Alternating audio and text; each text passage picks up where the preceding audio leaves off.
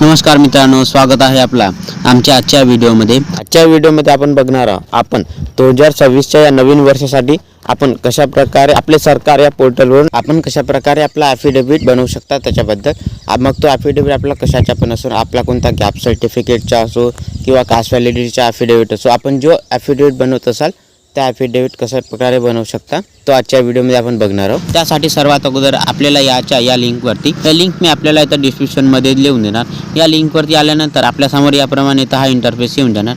तर सर्वात अगोदर आपल्याला इथं आपला रजिस्ट्रेशन करायचं आहे आणि रजिस्ट्रेशन अगोदरच झाला असेल तर आपल्याला इथं आपला यूजर आयडी आणि इथं आपला पासवर्ड द्यायचा आहे आणि ह्या कॅप्चा आपल्याला इथं फिल करायचा आहे आणि इथून आपल्याला आपला जिल्हा सिलेक्ट करायचा आहे आणि त्याच्यानंतर आपल्याला इथं लॉगिंगवरती क्लिक करायचं आहे। आणि इथं जर आपला अकाउंट नसेल बनला आणि आपण इथं न्यू यूजर असाल तर सर्वात अगोदर आपल्याला इथं आपला अकाउंट बनवायचा आहे। त्याच्यासाठी आपल्याला इथं न्यू यूजर रजिस्टर हेअरवरती क्लिक करायचं आहे। मग आपल्यासमोर याप्रमाणे इथं इंटरफेस येऊन जाणार आणि इथं आपण दोन प्रकारे आपला अकाउंट बनवू शकता। इथं आपल्याला ऑप्शन 1 आणि ऑप्शन 2च्या दोन ऑप्शन दिलेले आहे। इथं ऑप्शन 2 मध्ये आपण इथं आपली स्वतःची details, photo identity proof, address proof हे सर्व डॉक्युमेंट्स इथं अपलोड करून आपण आपल्या मोबाईलवर OTP देऊन आपण इथं व्हेरिफिकेशन करून आपली प्रोफाईल इथं बनवू शकता। आणि इथं पहिल्या ऑप्शनमध्ये आपण फक्त आपल्या मोबाईलवरच OTP पाठवून आपले इथं युजरनेम ID बनवू शकता। तर आपल्याला इथं ज्याप्रमाणे आपली प्रोफाईल बनवायची असेल तो ऑप्शन आपल्याला इथं सिलेक्ट करायचा। आपण जर इथं फक्त आपला मोबाईल नंबर देऊनच आपली प्रोफाईल बनवत असाल तर आपल्याला या पहिल्या ऑप्शनवरती क्लिक करायचं आहे। मग आपल्यासमोर इथं खाली याप्रमाणे हा मोबाईल नंबर आणि युजरनेम व्हेरिफिकेशनचा ऑप्शन येऊन जाणार।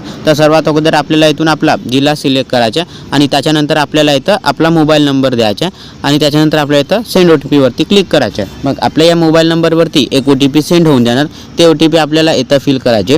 OTP फिल केल्यानंतर इथं आपल्याला एक आपला युजर नेम बनवायचा आहे। या युजर नेममध्ये आपण आपला मोबाईल नंबर देऊ शकता किंवा आधार कार्ड नंबर देऊ शकता किंवा जन्मतारीख देऊ शकता किंवा आपण इथं आपला स्वतःचे नाव लिहू शकता। इथं ज्याप्रमाणे आपल्याला आपला युजर नेम बनवायचा असेल तो युजर नेम बनवल्यानंतर इथं खाली आपल्याला हा चेक युजर नेम अवेलेबिलिटीचा ऑप्शन दिलेला आहे। तर इथं आपल्याला क्लिक करायचं आहे। मग आपल्यासमोर याप्रमाणे इथं हा you can use this user नेमच्या इथं ऑप्शन येऊन जाणार आणि मग आपण या युजर नेमला इथं यूज करू शकता। आणि जर याप्रमाणे इथं हा मेसेज नाही आला तर आपण हा युजर नेम यूज नाही करू शकत, आपल्याला इथं दुसरा युजर नेम बनवावा लागतो। इथं युजर नेम दिल्यानंतर खाली आपल्याला इथं आपला पासवर्ड बनवायचा आहे।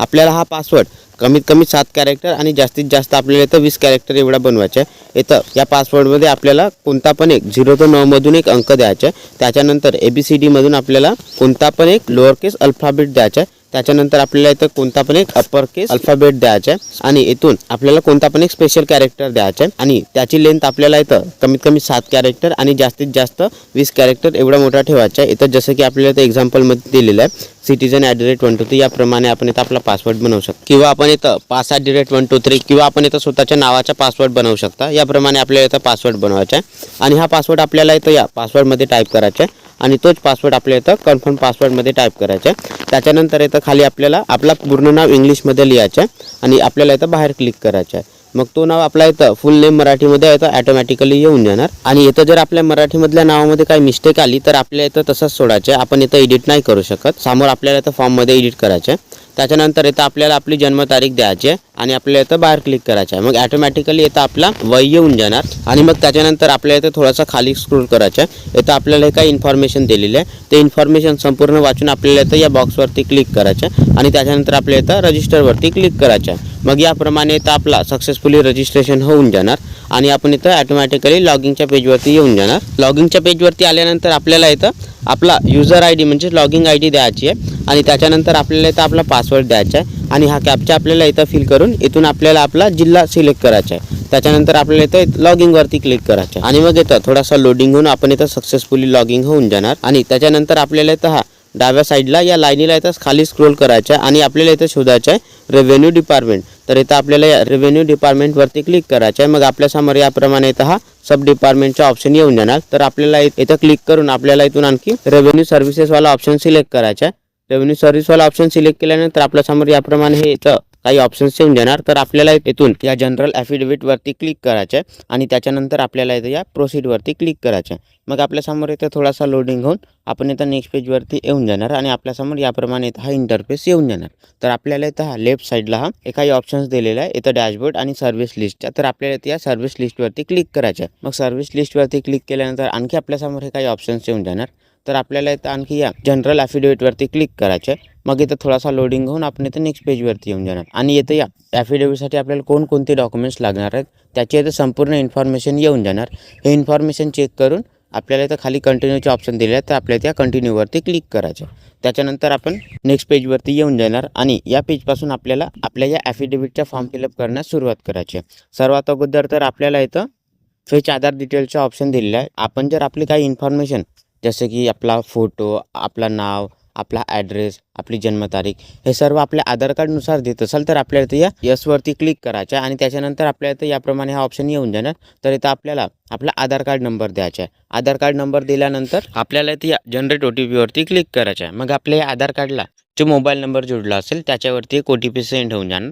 ते OTP आपल्याला इथं फिल करून आपल्याला इथं व्हेरीफाय करायचं आहे. याप्रमाणे इथं आपली हे काही इन्फॉर्मेशन येऊन जाणार जसे की फोटो, ॲड्रेस आणि आपला नाव. आणि आपल्याला जर आपला हे सर्व इन्फॉर्मेशन आपल्या आधार कार्डनुसार न देता आपल्याला स्वतः द्यायचा असेल तर आपल्याला इथं नोवरती क्लिक करायचं आहे. त्याच्यानंतर इथं फुल नेम इंग्लिशमध्ये आपण जो रजिस्ट्रेशन करते वेळेस आपला नाव दिला असेल तो नाव इथं येऊन जाणार आणि तोच नाव इथं मराठीमध्ये पण येऊन जाणार. त्याच्यानंतर इथं खाली आपल्याला त्यांच्या वडिलांचं नाव विचारलं आहे तर इथं आपल्याला फादर नेममध्ये इथं त्यांच्या पूर्ण नाव इंग्लिशमध्ये द्यायचं आहे आणि त्याच्यानंतर आपल्या इथं बाहेर क्लिक करायचं आहे. मग इथं ॲटोमॅटिकली इथं त्यांचं नाव फुल नेम मराठीमध्ये इथं येऊन जाणार. आणि या नावामध्ये जर काही मिस्टेक असेल तर आपण इथं Ctrl+Y वरती क्लिक करून आपल्याला एक कीबोर्ड येऊन देणार. त्या कीबोर्डवरून आपल्या इथं या नावामध्ये काही करेक्शन करायचं असेल तर आपण या करेक्शन करू शकता. त्याच्यानंतर इथं खाली त्यांची डेट ऑफ बर्थ येऊन जाणार आणि इथं मोबाईल नंबरमध्ये त्यांचा जो मोबाईल नंबर असेल तो मोबाईल नंबर पण येऊन जाणार.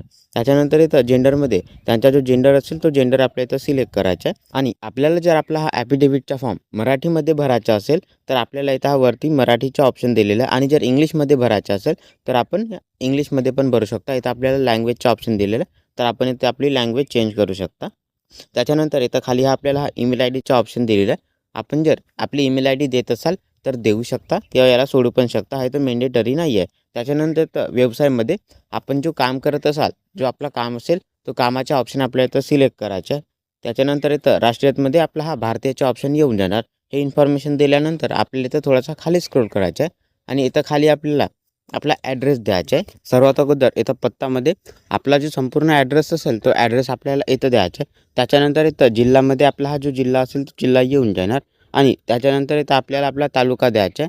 तालुका दिल्यानंतर इथं गावाच्या नावामध्ये आपला जो गावाचं नाव असेल तो गावाच्या नावातून सिलेक्ट करायचा आहे. इथं आपल्याला बहुत सारे ऑप्शन दिलेले आहे. त्याच्यानंतर इथं आपला जो पिनकोड असेल तो पिनकोड आपल्याला इथं द्यायचा आहे. याप्रमाणे आपल्याला इथं आपल्या ह्या परमनंट ॲड्रेसची डिटेल्स द्यायचे आहे. त्याच्यानंतर इथं खाली आपल्याला आपल्या करस्पॉन्डन्स ॲड्रेसबद्दल विचारलं आहे. आपला परमनंट आणि करस्पॉन्डन्स ॲड्रेस वेगळा वेगळा असेल तर आपल्याला इथं खाली आपला करस्पॉन्डन्स ॲड्रेस द्यायचा आहे आणि करस्पॉन्डन्स आणि परमनंट दोनही ॲड्रेस सेम असतील तर आपल्या इथं या बॉक्सवरती क्लिक करायचं आहे आणि जर वेगळे असतील तर आपल्या त्या बॉक्सवरती क्लिक न करता इथं आपल्याला आपला संपूर्ण ॲड्रेस द्यायचा आहे. ॲड्रेस दिल्यानंतर इथं खाली प्रतिज्ञापत्राच्या तपशीलमध्ये कोणत्या पण एका साक्षीदाराबद्दल माहिती द्यायची आहे.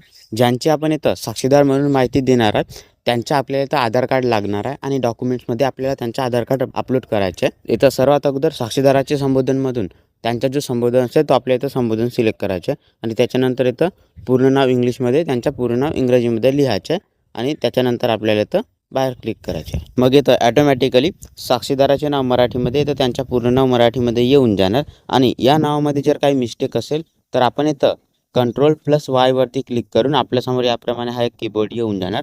तर आपण या कीबोर्डवरून आपल्या या नावाला एडिट करू शकता. त्याच्यानंतर प्रतिज्ञापत्राच्या नावामध्ये आपल्याला हे ॲफिडेविट कशासाठी पाहिजे तर त्याचं कारण आपल्याला इथं टाईप करायचं आहे. आता येतं पण आपण टाईप नाही करू शकत, मराठीमध्ये आपण टाईप नाही करू शकत, म्हणून त्याच्यामुळे आपण इथं Ctrl+Y वरती क्लिक करून या कीबोर्डवरून आपल्याला आपला हे ॲफिडेविट कशासाठी पाहिजे तो कारण आपल्या इथं टाईप करायचं आहे. त्याच्यानंतर आपण जे इथे साक्षीदाराचं नाव दिला त्यांच्या इथे संपूर्ण ॲड्रेस द्यायचा आहे. इथं आपल्याला त्यांच्या पत्तामध्ये त्यांचा जो पत्ता असेल तो पत्ता द्यायचा आहे. त्याच्यानंतर इथं जिल्ह्यामध्ये त्यांचा जो जिल्हा असेल तो जिल्हा द्यायचा आहे. इथं तालुक्यामध्ये तालुका द्यायचा आहे आणि इथं गावामध्ये ते ज्या गावाचे असतील तो गावाचं नाव द्यायचं आहे आणि त्याच्यानंतर इथं पिनकोडमध्ये त्यांचा पिनकोड द्यायचा आहे. याप्रमाणे आपल्या इथं साक्षीदाराची इन्फॉर्मेशन द्यायची आहे आणि त्याच्यानंतर इथं खाली प्रतिज्ञापत्राचे अर्जाचे कारण म्हणून विचारले तर आपण इथं हे ॲफिडेविट ज्या कारणासाठी काढत असाल तो कारण आपल्याला इथं टाईप करायचं आहे आणि त्याच्यानंतर इथं आपल्याला खाली स्क्रोल करायचं आहे आणि मग इथं आपल्याला कराराच्या तपशीलमध्ये इथं हे काही इन्फॉर्मेशन दिलेली आहे.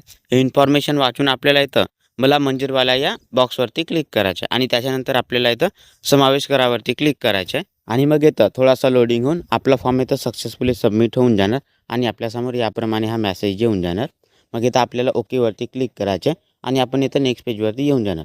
मग या पेजवरती आपल्याला आपले डॉक्युमेंट्स अपलोड करायचे, आपले फोटोग्राफ अपलोड करायचे आणि सिग्नेचर पण अपलोड करायचे. सर्वात अगोदर तर आपल्याला इथं आपला फोटोग्राफ द्यायचा.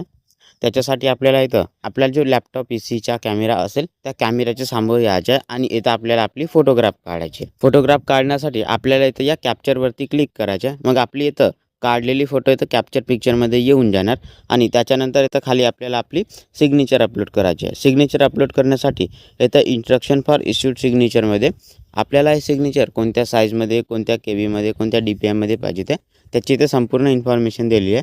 त्या इन्फॉर्मेशननुसार आपल्याला इथं आपली सिग्नेचर काढायचे आणि इथं आपल्याला अपलोड करायचे. अपलोड करण्यासाठी आपल्याला इथं या चूज फाईलवरती क्लिक करायचे आणि आपण हे आपली सिग्नेचर जिथं कुठं ठेवली असेल तिथून आपल्या इथं सिलेक्ट करून अपलोड करायचे. अपलोड केल्यानंतर इथं खाली आपल्याला ओळखीच्या पुराव्याचा ऑप्शन दिलेला आहे. तर इथून आपल्याला कोणता पण एक डॉक्युमेंट्स अपलोड करायचे. आपण इथं जो डॉक्युमेंट सिलेक्ट कराल त्या डॉक्युमेंटसोबतच आपल्याला आपण जो साक्षीदाराचा आधार कार्ड घेतला होता तो आधार कार्ड पण मर्ज करून आपल्या इथं अपलोड करायचे. आपण इथं ज्या डॉक्युमेंट्स अपलोड करत असाल तो डॉक्युमेंटचे ऑप्शन आपल्या इथं सिलेक्ट करायचे. आम्ही इथं आपला आधार कार्डच अपलोड करत आहोत. त्याच्यासाठी आम्ही इथं हा आधार कार्डवाल्या या समोरच्या बॉक्सवरती क्लिक करत आहोत आणि त्याच्यानंतर आपल्याला ती सिलेक्टवरती क्लिक करून अपलोड फाईलवरती क्लिक करायचं आणि त्याच्यानंतर आपल्यासमोर याप्रमाणे हा चूज फाईलचा ऑप्शन येऊन जाणार. तर आपल्याला ते चूज फाईलवरती क्लिक करून आपण आपलं हे डॉक्युमेंट जिथं कुठं ठेवले असेल तिथून आपल्या इथं सिलेक्ट करायचं आहे. मग याप्रमाणे ते डॉक्युमेंट्स आपल्या इथं येऊन जाणार. त्याच्यानंतर इथं पत्त्याच्या पुराव्यामध्ये आपल्याला इथं दिलेल्या ऑप्शनमधून कोणता पण एक डॉक्युमेंट्स अपलोड करायचा आहे. जो डॉक्युमेंट्स आपण इथं अपलोड करत असाल तो डॉक्युमेंटच्या समोर इथं आपल्याला क्लिक करून आपल्याला तो डॉक्युमेंट्स इथं अपलोड करायचा आहे. आपण इथं वरती जो आधार कार्डचा ऑप्शन सिलेक्ट केला होता तोच ऑप्शन इथं खाली सिलेक्ट नाही करू शकत. त्याच्यामुळे आपल्या इथं दुसरा ऑप्शन सिलेक्ट करून दुसरा डॉक्युमेंट्स अपलोड करायचा. अपलोड केल्यानंतर इथं खाली आपल्याला हा सेल्फ डिक्लेरेशनचा ऑप्शन दिलेला आहे. तर इथं काही इन्फॉर्मेशन दिलेलं आहे. हे इन्फॉर्मेशन वाचून आपल्याला इथं या बॉक्सवरती क्लिक करायचे आणि त्याच्यानंतर आपल्या इथं खाली हा अपलोड डॉक्युमेंटचा ऑप्शन दिलेला आहे. तर आपल्या इथं या अपलोड डॉक्युमेंट्सवरती क्लिक करायचं. मग इथं थोडासा लोडिंग होऊन आपले हे डॉक्युमेंट्स इथं सक्सेसफुली अपलोड होऊन जाणार आणि आपल्यासमोर याप्रमाणे हा मेसेज येऊन जाणार. त्याच्यानंतर आपल्याला इथं आपला पेमेंट करायचा आहे. आपल्याला इथं याच्या किती पेमेंट करायचं आहे याची इथं संपूर्ण इन्फॉर्मेशन येऊन जाणार.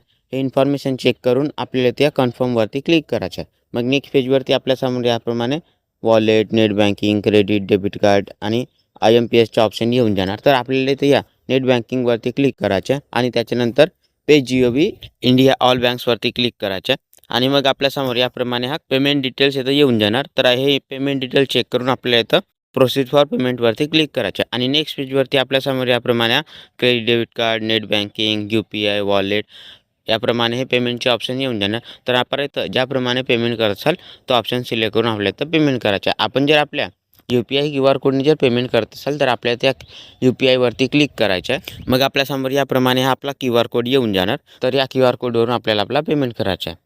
पेमेंट केल्यानंतर इथं थोडासा लोडिंग होऊन आपला पेमेंट सक्सेसफुली होऊन आपल्यासमोर याप्रमाणे हा इंटरफेस येऊन जाणार आणि आपला इथं फॉर्म सक्सेसफुली सबमिट होऊन आपला पेमेंट आणि डॉक्युमेंट्स पण इथं अपलोड झालेले आहे आणि हा त्याची रिसिप्ट आहे. आपल्याला जर याची प्रिंट काढायची असेल तर इथंच खाली आपल्याला हे प्रिंटचा पण ऑप्शन दिलेला आहे. तर आपण याची प्रिंट काढू शकता किंवा आपल्या लॅपटॉप, मोबाईल, PCमध्ये पण याला सेव्ह करून ठेवू शकता.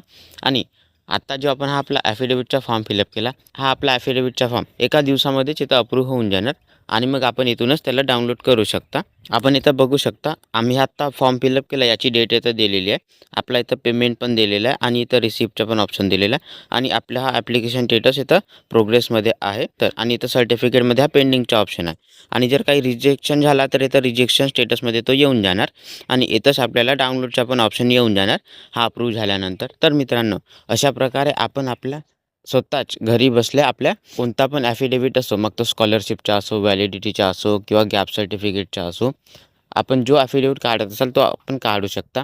मित्रांनो आपल्याला जर हा व्हिडिओ आवडला असेल तर आमच्या व्हिडिओला लाईक आणि अशाच प्रमाणे व्हिडिओ पाहण्यासाठी आमच्या चॅनलला सबस्क्राईब करायला विसरू नका.